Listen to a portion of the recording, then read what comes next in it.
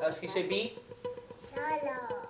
Yellow. What about B? In 2 months, Kyle and Alex Richardson will be joined by a baby brother or sister who, as of yet, remains nameless.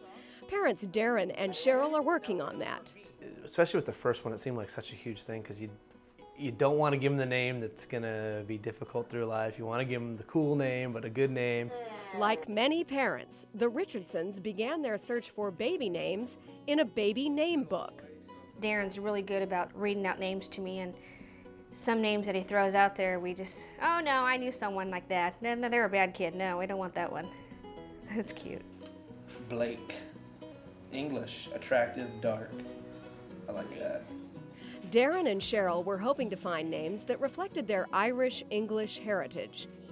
But that wasn't the most important thing. The main goal was to have a name that flowed, that he could get through life well, that we liked, that we thought was a good name. Cameron's too long. I like it, but it's too long. Cameron Richardson. It's a long name to write down. Jennifer Shue, the Richardsons' pediatrician, has treated lots of kids over the years, and she knows that not every child likes his or her name. Depending on how poorly it's chosen, it can be really embarrassing. It can make them stand out, bring unwanted attention to them that they might not like. What's in a name? Potentially quite a lot, like family history, Adelaide. ethnicity, Chandra. religion, Elijah. celebrity, Elvis. beauty, Melody. individualism, Felissa. or popularity. Taylor. Is your child one in a million or one of a million? Popular names have an advantage. They're easier to spell, My name. Jonathan. more likely to be pronounced correctly.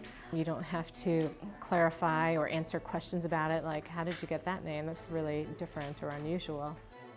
The Social Security Administration keeps a running tally of the most popular baby names from year to year. Emily, for instance, has been the most popular girl's name for 6 years running. On one hand, this means the name is a safe bet.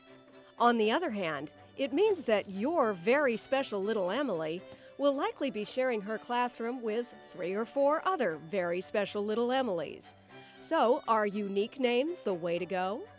It might not be as easy to spell, especially if your parents have chosen an unusual spelling for it. So if it's not as common, people will have a harder time writing it out or pronouncing it.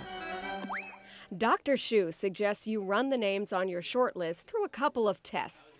The truth test. Would you want it to be called that name yourself for all your life? And the other one I have is the telephone test. If somebody calls you on the phone asking for that child, do you want them to be able to pronounce it correctly? Is it important to you, or does it not matter to you if somebody mangles the pronunciation of your name?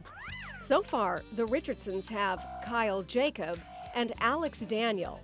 What's in the hopper for baby number 3? Darren's leaning towards Blake, and I'm leaning towards Colin, so. We'll decide on Blake, and then the next day she's kind of back on Colin, which we didn't do that with either of the other boys, so it tells me that she's not completely sold on it. And what's the plan if baby number 3 happens to be a girl?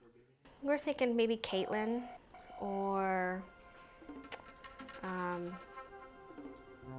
Ashley. Of course, no parent can predict precisely how a child's name will be used or abused, or how much a child will love or loathe the name he is given. I like my name, Darren Wayne Richardson, but I've teased a little bit for Wayne for whatever reason. I don't know why. I don't know. Y-L. So the more important thing is to make sure your child has good self-esteem and self-confidence. So no matter what their name is, what their nickname is, what they get teased about, that they have enough self-confidence to feel proud of who they are. It's Kyle! Yay!